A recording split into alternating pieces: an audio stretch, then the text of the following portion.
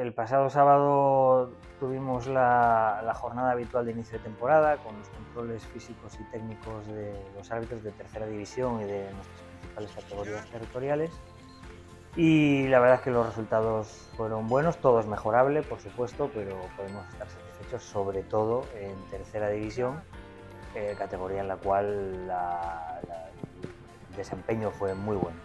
Las pruebas físicas son las que establece FIFA, que se hacen también a nivel nacional y consiste en una serie de velocidades 6x40 y una prueba de resistencia que se denomina yo-yo y que, como digo, pues hacen todos los árbitros de España y a nivel internacional.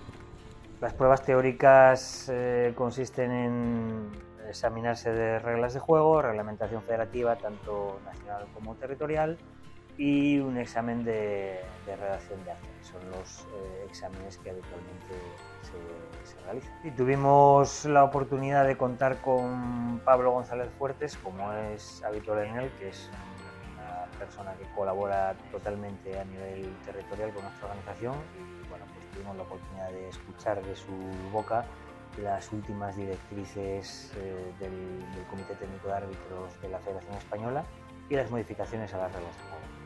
Terminamos la jornada técnico-física con las habituales instrucciones a los árbitros para que observen un compromiso adecuado con la organización, sean disciplinados, respetuosos con todos los estamentos del fútbol y estoy seguro que lo seguirán siendo durante toda la temporada.